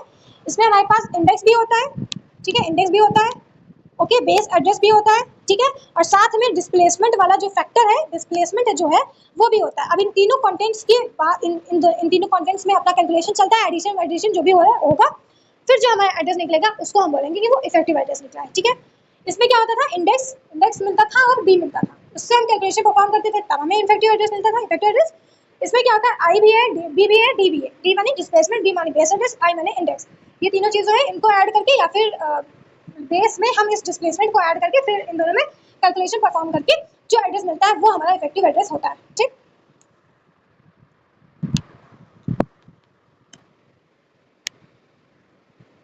This mode often used for relocating programs. ये जो बेस रजिस्टर एड्रेसिंग मोड है ये रिलोकेटिंग प्रोग्राम्स में यूज किया जाता है, ठीक है। अब हम पढ़ने वाले हैं अर्थमेटिक लॉजिकल यूनिट। सी अर्थमेटिक लॉजिकल यूनिट क्या होता है, जितना भी हमारा प्लस माइनस वाला काम है, यानी जो अर्थमेटिक वाला काम है, ठीक है, वो हमारा अपना एलयू करता है। प्लस अगेन जो हमारा लॉजिकल वाला काम होता है, यानी कि एंड और नॉट एक्सऑर एक्सनॉर, ये सारा जो गेट्स वाला काम होता है या फिर जो भी डिसीजन मेकिंग होती है, यस और नो, ट्रू और फॉल्स, ये वाला जो काम होता है, ये भी जो है हमारा एलयू करता है। मतलब सिंपली हमारा एलयू क्या करता है, जितना भी अर्थमेटिक वाला काम है, यानी प्लस माइनस सब्ट्रैक्शन एडिशन जो भी काम है, वो हमारा एलयू करता है। प्लस अगेन जो हमारा डिसीजन वाला काम है, मतलब कि ट्रू फॉल्स जो वैल्यूज होती है, उस पर जो हमें काम करना होता है, लॉजिक जिसमें लगाना होता है कि ये ट्रू है, ये फॉल्स है, तो ये वाली जो चीज़ है वो भी हमारा एलयू करता है। यानी कि जो हमारा अर्थमेटिकल लॉजिकल यूनिट है, वो अर्थमेटिकल और लॉजिकल एक्सप्रेशंस, कैलकुलेशंस परफॉर्म करता है। ठीक, तो इसीलिए इसको हम बोलते हैं कंप्यूटेशनल हार्ट ऑफ सीपीयू। क्यों? क्योंकि यही मेन हब होता है जहाँ पर सारा कंप्यूटेशन होता है। कंप्यूटेशन मतलब कि जितना भी कैलकुलेशन और सोचने और विचारने का काम है सीपीयू का, वो सारा जो है एलयू में होता है। ठीक है, अब हम देखने वाले हैं fixed and floating point representation. तो फिक्स्ड पॉइंट रिप्रेजेंटेशन है वो हम नहीं देखते, वाई? क्योंकि ये हमारे सिलेबस में है नहीं। फ्लोटिंग पॉइंट रिप्रेजेंटेशन अभी देख लेंगे। फिक्स्ड पॉइंट भी चलो पढ़ लेते हैं। The position of boundary point, मतलब कि जो हमारा पॉइंट होता है, सी जब हम डेसिमल पढ़ते थे तो हम उसको डेसिमल वाला पॉइंट कहते थे कि मतलब कि ऐसे लिखा है 9.8.0.0, तो इस पॉइंट को हम उस केस में डेसिमल पॉइंट कहते थे। ठीक है, पर हम बाउंड्री पॉइंट किसको कह रहे हैं कि जब हमारा जो काम है वो 10101 पे चल रहा हो, तो जब हमारा बिट्स पे काम चलता है, यानी कि यही जो हमारी बिट्स होती है दैट इज 01, जब इन सब पे सारा काम चल रहा होता है, तो इसमें जो पॉइंट्स आते हैं उनको हम बोलते हैं बाउंड्री पॉइंट्स। ठीक है, तो बाउंड्री पॉइंट्स की जो लोकेशन है, जो पोजीशन है, वो कहाँ से पता चलती है? ऐसे पता चलती है कि जो हमारा नंबर है उसमें दो फिक्स्ड पार्ट्स होते हैं। दो फिक्स पार्ट्स होते हैं। फर्स्ट पार्ट होता है कि इंटीजर वाला पार्ट होगा, सेकंड जो होता है वो फ्रैक्शनल वाला पार्ट होता है। ठीक है, तो जो इंटीजर पार्ट के लिए बिट्स होती है वो पहले से ही डिसाइडेड होती है। ठीक है, ऐसे ही फ्रैक्शनल पार्ट के लिए भी पहले से ही बिट्स डिसाइडेड होती है। तो जो हमारा बाइनरी पॉइंट है वो कहाँ लग जाता है? इन दोनों बिट्स के बीच में कहीं। ठीक है, तो फॉर एग्जाम्पल अगर हम इसको अच्छे से ले तो ऐसा है कि 8 बिट जो है इंटीजर पार्ट ले रखा है, फिक्स्ड है कि इंटीजर पार्ट जो है 8 बिट लेगा। ठीक, देन 8 बिट जो है फ्रैक्शनल पार्ट रखा है, यानी कि जो फ्रैक्शनल वाला पार्ट रहेगा, फ्रैक्शन वाला पार्ट, उसमें भी 8 बिट लगा है। तो जो हमारा बाइनरी पॉइंट होगा, मतलब जो ये हमारा पॉइंट होता है, वो कहाँ पे जाके लगेगा? 8वीं या फिर 9वीं बिट पे, यानी जो 8th या फिर 9th बिट होगी वहाँ पे पॉइंट जो है वो लगा होगा। ठीक, तो ये फिक्स्ड पॉइंट रिप्रेजेंटेशन होता है। ओके, अब हम देखने वाले इसका देखो एडवांटेजेस क्या है। पहले तो सिंपल हार्डवेयर इंप्लीमेंटेशन, देखो ये सिंपल है कि हमने 8 बिट इंटीजर के लिए लगा दी, 8 बिट फ्रैक्शन के लिए लगा दी। अब उन दोनों के बीच में जो 9th बिट होगी या फिर जो 8th वाली बिट होगी उसमें हम पॉइंट लगा देंगे, तो ये थोड़ा सा सिंपल हो गया है ना। तो ये इससे क्या होगा? सिंपल इंप्लीमेंटेशन हो जाएगा, इसको हम सिंपली इंप्लीमेंट कर सकेंगे। ठीक है, इसमें फास्टर अरिथमेटिक ऑपरेशंस होंगी। ठीक है, क्योंकि इसमें ज्यादा फ्लक्चुएशंस है नहीं, तो फास्टर कैलकुलेशंस होगी। प्रेडिक्टेबल प्रिसीजन, यानी जो इसका प्रिसीजन होगा, यानी जो इसकी एक्यूरेसी होगी, उसको हम प्रिडिक्ट कर पाएंगे कि कितना ये प्रिसाइज है, कितना प्रिसाइज कम है, वो सब हम इसमें देखेंगे। ठीक है, इसमें प्लस जो राउंड करने वाला चीज होता है, राउंड ऑफ करने वाला काम, वो भी इजी हो जाता है। ठीक, तो ये इसके एडवांटेजेस थे। अब इसका डिसएडवांटेज क्या है कि अब इसकी जो रेंज है वो लिमिटेड रेंज है। लिमिटेड रेंज कहने का मतलब कि ये देखो 8 बिट्स हमने इंटीजर के लिए रिजर्व कर दी, 8 जो है वो फ्रैक्शनल के लिए हैं। तो अभी 8 बिट से ज़्यादा अगर कोई रेंज का नंबर आ गया तो इसके लिए लिमिटेशन आ जाएगी, है ना। तो इसकी जो रेंज है और प्रिसीजन जो है उसका लिमिटेड है। Okay, if the number becomes too large, यानी कि जो हमारा नंबर बहुत ज़्यादा बड़ा हो जाए, और टू स्मॉल यानी फिर बहुत ज़्यादा छोटा हो जाए, तब जो है कौन कौन सी कंडीशंस आ सकती हैं? ओवरफ्लो की कंडीशन आ सकती है और अंडरफ्लो की कंडीशन आ सकती है। ठीक है, बहुत बड़ा कहने का मतलब क्या है कि जो 10 की पावर्स में मान लो कि 10 की पावर 80 है, कुछ है 10 की पावर 80, तो वो बहुत बड़ा डेटा हो जाएगा ना, जो भी है। तो इसीलिए अब इतने बड़े डेटा को स्टोर कर पाना टफ हो जाएगा। इसीलिए ये जो फिक्स्ड पॉइंट रिप्रेजेंटेशन है, ये इसमें यहाँ पर लिमिटेड हो जाता है या फिर फेल हो जाता है। ठीक है, तो इस जगह पे इसलिए आता है क्या? Floating representation. Floating point representation क्या होता है? इसमें हम जो हमारा बाइनरी पॉइंट है उसको किस तरह से रिप्रेजेंट करते हैं? ऐसे रिप्रेजेंट करते हैं। ठीक है, पहला वाला जो पार्ट होता है उसको मेंटेसा बोलते हैं, यानी कि जो मल्टीप्लाई के इधर वाला पार्ट होता है उसको मेंटेसा कहते हैं। यहाँ पे बेस होता है, सी बाइनरी की बात कर रहे हैं तो बाइनरी का बेस 2 होता है, तो यहाँ पे 2 होगा, और 2 की पावर में एक्सपोनेंट होता है। ठीक है, तो इस तरह से हम फ्लोटिंग पॉइंट रिप्रेजेंटेशन करते हैं। ठीक, इससे हम बहुत बड़ा, ज़्यादा बड़ा जो नंबर है वो भी रिप्रेजेंट कर सकते हैं, और अगर बहुत छोटा नंबर है कोई तब भी रिप्रेजेंट कर सकते हैं। तो ये इसमें ईज हमें मिल जाता है। तो it is similar to the scientific notation, जैसे कि जो हमारी साइंटिफिक नोटेशंस होती हैं लाइक 2 × 10⁻24, ऐसे जो साइंटिफिक नोटेशंस होती हैं उसी की तरह हमारा जो मतलब एनालॉजी होती है किसकी? फ्लोटिंग पॉइंट रिप्रेजेंटेशन की। ठीक है, तो जो अब बाइनरी सिस्टम्स में क्या होता है, बाइनरी सिस्टम्स में क्या होता है, बेस जो होता है वो 2 हो जाता है, एक्सपोनेंट एक्सपोनेंट ही रहता है, मैंटिसा को हम सिग्निफिकेंट भी कहने लग जाते हैं, ठीक है।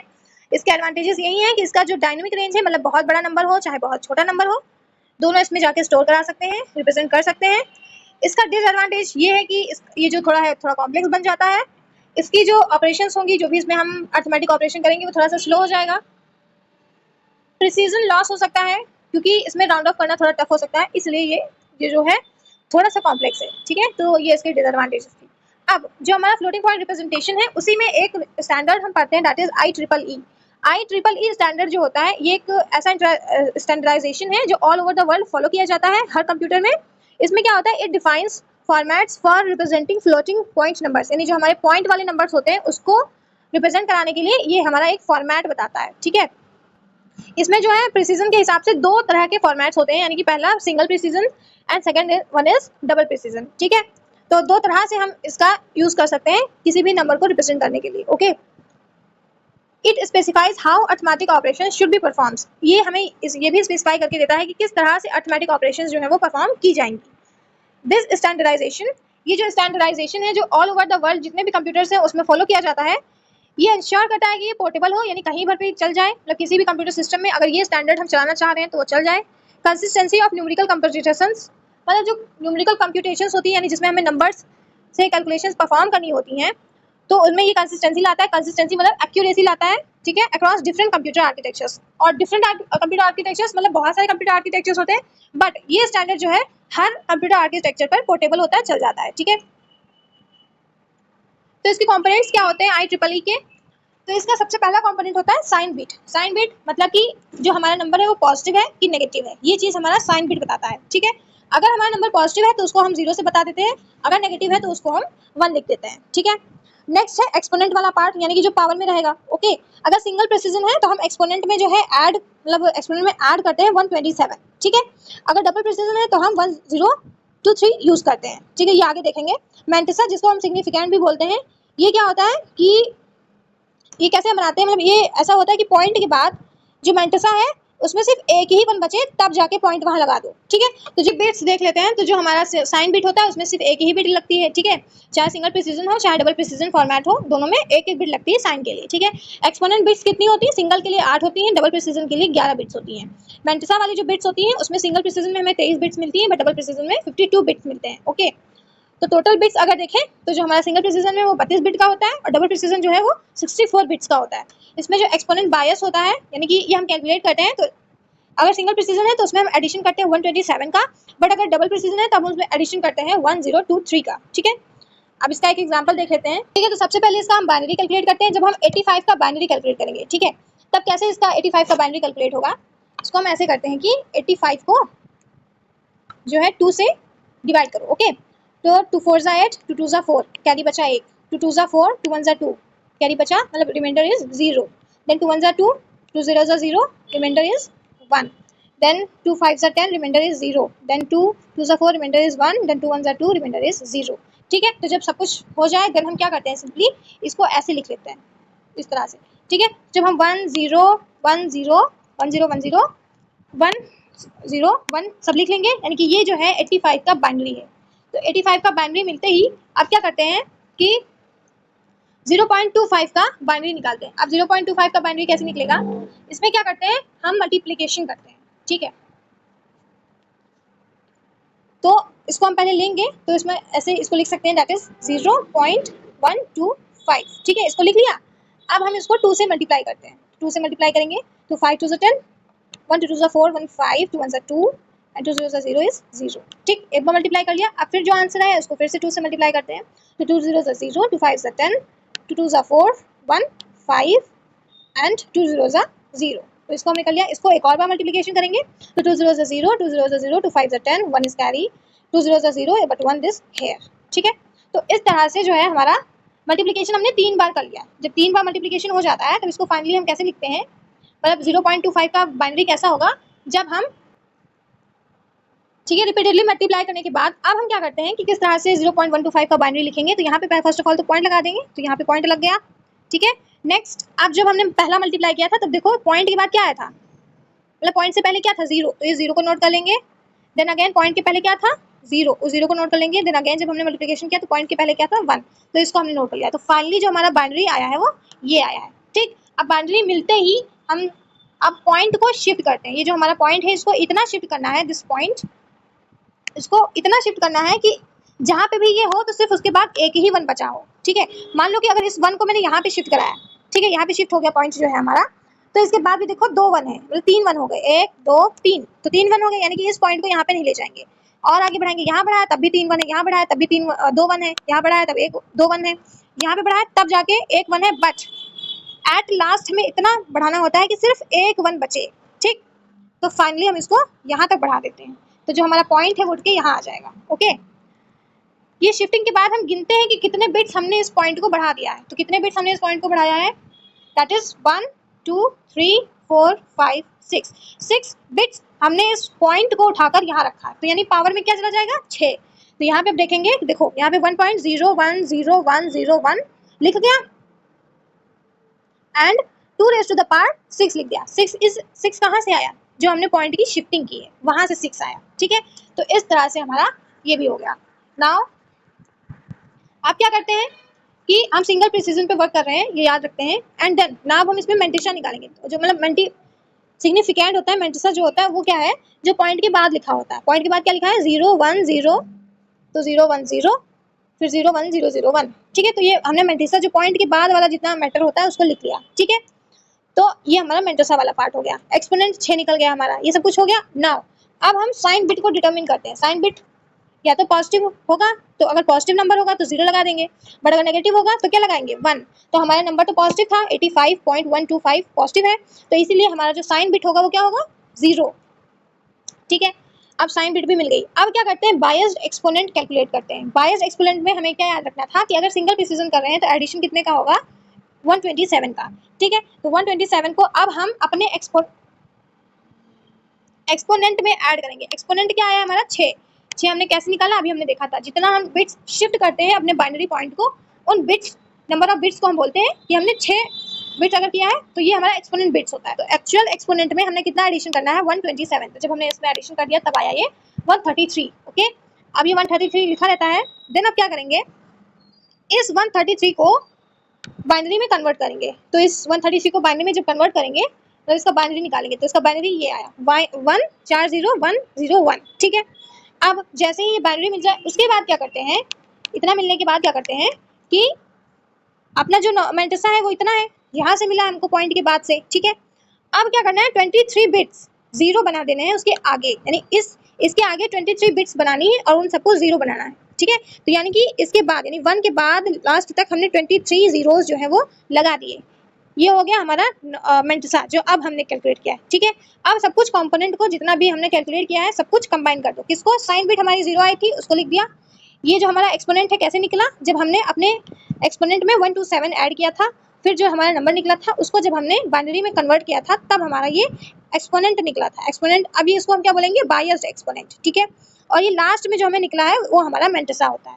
ठीक है, तो इस तरह से हमने 85.125 को बाइनरी रिप्रेजेंटेशन कर दिया और यही रिप्रेजेंटेशन होता है हमारा IEEE सिंगल प्रिसिजन रिप्रेजेंटेशन। ठीक है, अगर डबल प्रिसिजन होता तो सिंपल सा सिर्फ एक चीज चेंज होती, दैट इज कि यहाँ पे 127 ना प्लस करके हम प्लस कर रहे होते 1023। ठीक है, एंड मेंटिसा बिट्स जो थी, जो हमने 23 जीरोस लगाए थे लास्ट में, इस केस में डबल प्रिसिजन में हम 52 बिट्स 0 ऐड कर रहे होते वहां पर। ठीक है, अब हम पढ़ने वाले हैं मल्टीप्लिकेशन। मल्टीप्लिकेशन में हम सबसे मेनली पढ़ने वाले हैं अपना बूथ्स एल्गोरिथम। ठीक है, बूथ्स एल्गोरिथम कब यूज करते हैं कि जब हमें मल्टीप्लिकेशन करना हो साइंड नंबर्स पे। साइंड नंबर्स क्या होते हैं, सी जो अनसाइंड होते हैं वो सारे पॉजिटिव नंबर्स होते हैं। अनसाइंड नंबर्स को हम पॉजिटिव नंबर्स कह सकते हैं, बट जो साइंड नंबर्स होते हैं इसमें पॉजिटिव भी आ जाते हैं जितने पॉजिटिव हैं, एंड जितने नेगेटिव हैं वो भी आ जाते हैं। मतलब जो पॉजिटिव और नेगेटिव या फिर नेगेटिव नेगेटिव या फिर नेगेटिव पॉजिटिव, इन सबके बीच में मल्टीप्लिकेशन कराना है, बाइनरी नंबर्स के बीच में मल्टीप्लिकेशन कराना है, तब हम यूज करते हैं बूथ्स एल्गोरिथम का। ठीक है, अब इसको समझेंगे, तो उसका पूरा प्रिंसिपल है कि हम काम क्या करते हैं ना। अब हम देखने वाले हैं इसके कंपोनेंट्स क्या क्या हैं। ठीक है, कंपोनेंट्स क्या है, सबसे पहले मल्टीप्लिकेंट, मतलब जिस नंबर को हम मल्टीप्लाई कर रहे हैं। मतलब कि अगर ऐसे लिखा है कि -2 मल्टीप्लाइड बाय 3, तो ये जो -2 है ये हमारा मल्टीप्लिकेंट है। ठीक है, मल्टीप्लायर क्या है, मल्टीप्लायर जिससे मल्टीप्लाई कर रहे हैं। ठीक है, तो 3 से कर रहे हैं तो 3 जो है वो हमारा मल्टीप्लायर हो गया। तो मल्टीप्लिकेंड को हमने बी आर से डिनोट किया है, मल्टीप्लायर को क्यू आर से डिनोट किया है। एंड अगेन हमारा एक एक्यूमुलेटर होता है, इसमें क्या होता है, नंबर ऑफ बिट्स कितनी होती हैं, जितनी नंबर ऑफ बिट्स मल्टीप्लायर की हैं, ठीक है, वही हमारी एक्यूमुलेटर होती हैं, एक्यूमुलेटर वाली बिट्स, ठीक है। देन हमारा एक क्यूएन होता है जो लीस्ट सिग्निफिकेंट बिट होता है मल्टीप्लाई का, मतलब मल्टीप्लाई का सबसे लास्ट वाला बिट ही होता है क्यूएन, ठीक है। देन हमारा एक ऑक्सिलरी बिट होता है जिसको हम पहले से 0 बना के रखते हैं। फिर हमारा एक काउंटर नाम का वेरिएबल होता है, इससे क्या होता है कि हम जितने स्टेप्स आगे बढ़ रहे हैं उसको हम माइनस करते चले जाते हैं, तो जब हमें लास्ट में एससी की जो वैल्यू है वो 0 मिल जाती है तब हमें अपना जो प्रोग्राम है उसको टर्मिनेट करना रहता है, ठीक है। तो वो सीक्वेंस काउंटर रहता है। तो इतने सारे वेरिएबल्स कंपोनेंट्स होते हैं हमारे बूथ एल्गोरिथम में, ठीक। अब इनके स्टेप्स देख लेते हैं। तो बूथ एल्गोरिथम स्टेप्स हम देखेंगे अब कि जो लिखने को आएगा वो हमें 6 स्टेप्स लिखने होंगे। सबसे पहले हम इनिशियलाइजेशन करते हैं, तो सबसे पहले एक्यूमुलेटर को 0 से इनिशियलाइज करते हैं, 0 से इनिशियलाइज करते हैं। अब जो एक्यूमुलेटर होता है उसके जो बिट्स है वो कौन डिसाइड करता है, मल्टीप्लायर। जितने बिट्स मल्टीप्लायर के होंगे उतने बिट्स ही हमारे एक्यूमुलेटर के होंगे और वो 0 से इनिशियलाइज कर दिए जाएंगे, ठीक है। एक हमारा वेरिएबल होता है qn+1 जिसको हम 0 से इनिशियलाइज कर देते हैं और उसको हम बोलते हैं ऑक्सिलरी बिट। SC एक काउंटर होता है, ठीक है, तो उसमें हम उसको n से इनिशियलाइज कर देते हैं। n क्या होता है, number of bits in multiplier, ठीक है। तो ये हमारे इनिशियलाइजेशन हो गए। अब हम आइटरेशन वाले पार्ट्स में आएंगे। आइटरेशन वाले पार्ट मतलब कि कंडीशन चेक एंड जो भी करना है वो वाला पार्ट पे, ठीक है। तो हम सबसे पहले पेयर बनाते हैं, तो पेयर बनता है qn,qn+1 का पेयर बनेगा, ठीक है। qn क्या है, least significant bit of multiplier, ठीक है। तो qn हमें वहां से मिल जाता है और qn+1 हमने पहले से ही इनिशियलाइज कर रखा है 0। तो अगर जो हमारा पेयर है जो हम बनाएंगे ये वाला पेयर, ये अगर 1 0 है तब क्या करते हैं, एक्यूमुलेटर में से बी आर माइनस करते हैं। बी आर मतलब कि मल्टीप्लिकेंड, यानी मल्टीप्लिकेंड को एक्यूमुलेटर में से माइनस करना होता है कब, जब हमारा पेयर जो है वो 1 0 आए तब, ठीक है। बट अगर पेयर जो है वो हमारा 0 1 आए तब हमारे एक्यूमुलेटर में बी आर जो है वो प्लस हो जाता है, मल्टीप्लिकेंड एडिशन होता है वहाँ पर, ठीक है। बट अगर जो हमारा पेयर है वो 0 0 या फिर 1 1 आए तो हमें कुछ नहीं करना है, बस हमें जस्ट उसके बाद अर्थमेटिक राइट शिफ्ट करना है, ठीक है। हर स्टेप्स अगर जो भी कंडीशन ट्रू हुई, मान लो ये कंडीशन ट्रू हुई तो इसको करने के बाद तुरंत हमें अर्थमेटिक राइट शिफ्ट करना है, ठीक है। बट अगर मान लो ये कंडीशन ट्रू हुई तब भी हमें राइट शिफ्ट करना है, ठीक है। उसके बाद ये इतना करने के बाद राइट शिफ्ट करना है। एंड अगर ये जो नीचे वाली है दिस लास्ट कंडीशन, अगर ये कंडीशन ट्रू होती है तो हमें कोई यहाँ पे ऑपरेशन नहीं करना है, directly arithmetic right shift perform कर देना है, ठीक है। अर्थमेटिक राइट शिफ्ट क्या होता है अभी हम देखेंगे। फिर जो हमारा काउंटर है उसको हम डिक्रीज कर देंगे हर स्टेप पे, मतलब जितना स्टेप हम ऑटोमेटिक राइट शिफ्ट करेंगे उतना स्टेप उसको माइनस करते चले जाएंगे, ठीक। लूप की कंडीशन यही है कि जब तक SC यानी कि जो हमारा काउंटर है वो इक्वल्स टू 0 ना हो जाए तब तक वो लूप है वो चलता रहे, यानी स्टेप 2 जो है वो बार बार होता रहे, यानी ये वाला आइटरेशन वाला पार्ट दोबारा होता रहे, ठीक है। फाइनल हमारा प्रोडक्ट क्या निकलता है कि जब हमारा SC की जो वैल्यू है वो अगर 0 हो गई तब जो फाइनल हमें प्रोडक्ट कैसे निकालेंगे, हम AC और QR को कंबाइन कर देंगे, ठीक है। QR हमारा मल्टीप्लायर, AC हमारा एक्यूमुलेटर, एक्यूमुलेटर और मल्टीप्लायर दोनों को कंबाइन कर देंगे, बस ये वही हमारा जो होगा वो मल्टीप्लिकेशन वाला आंसर होगा, यानी प्रोडक्ट होगा, ओके। तो अब एग्जांपल देख लेते हैं फिर सब अच्छे से समझ में आ जाएगा।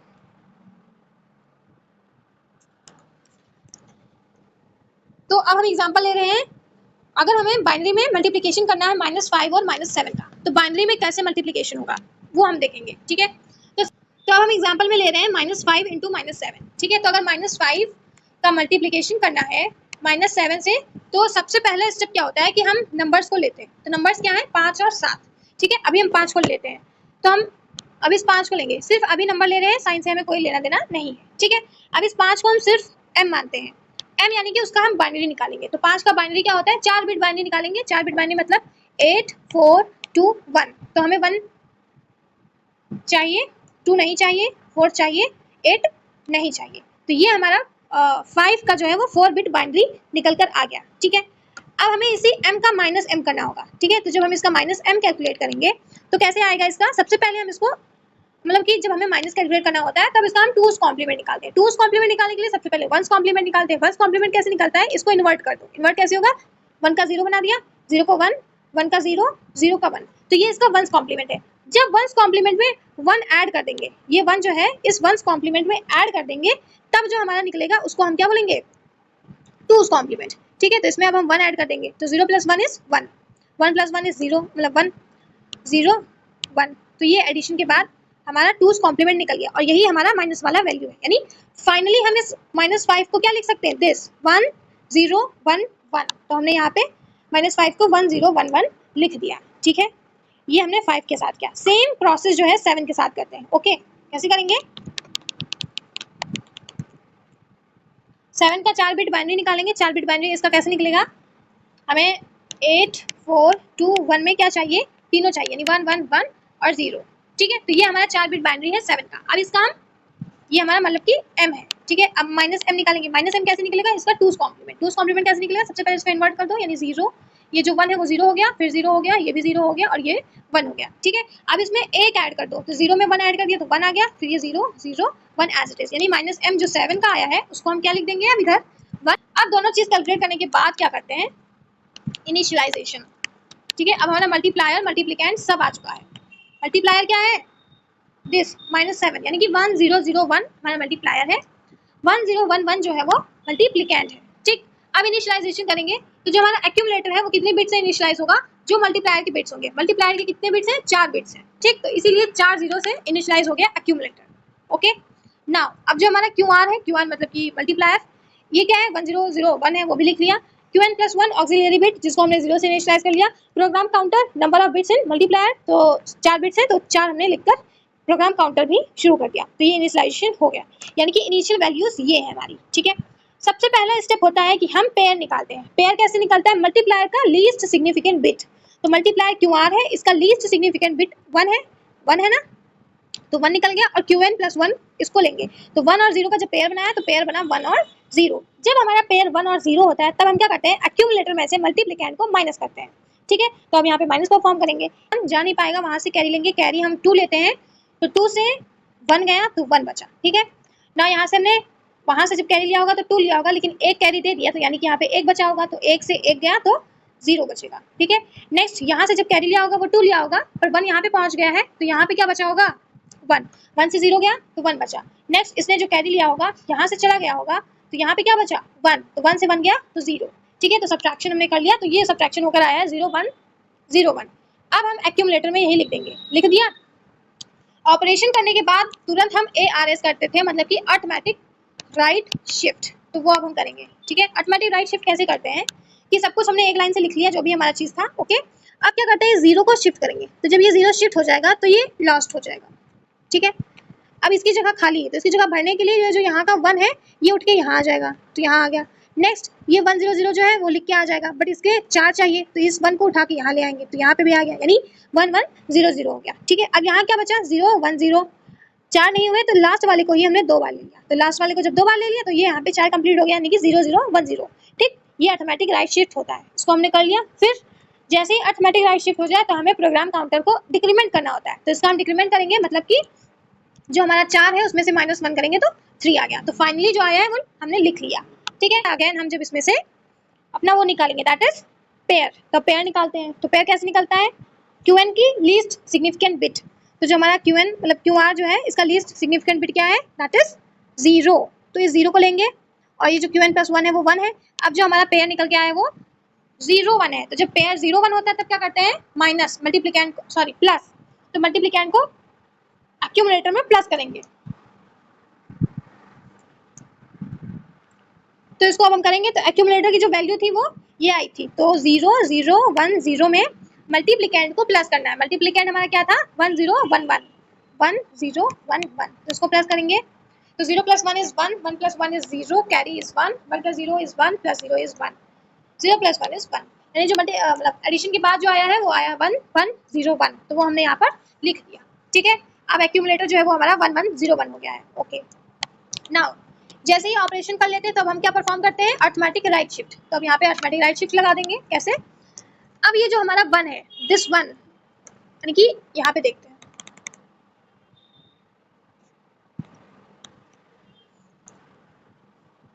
तो अब राइट शिफ्ट करेंगे, तो इसको इसमें क्या होता है कि ये जो हमारा Qn + 1 है ये लॉस्ट हो जाएगा, दिस विल बी लॉस्ट, इसको शिफ्ट कर दिया तो यहाँ से ये लॉस्ट हो गया। ओके ना, अब इसकी जगह भरने के लिए ये 0 जो है उठ के यहाँ आ जाएगा, तो 0 उठ के यहाँ आ गया ना, इसमें बचा क्या क्या, 1 1 0 बचा, इसको भी 4 करना है, तो यानी कि इसका 1 उठा के यहाँ रख दो, तो हमने इसका 1 उठा के यहाँ रख दिया, 4 यहाँ पे हो गए। अब यहाँ पे क्या बचा, 0 1 1, तो ये भी कंप्लीट नहीं है, 4 होने चाहिए, तो इसी 1 को दोबारा लिख लिया, यानी कि ऐसे, तो यहाँ पे आ गया 1 1 1 0, यहाँ पे आ गया 1 1 1 0, ठीक है, और यहाँ पे 0 आ गया।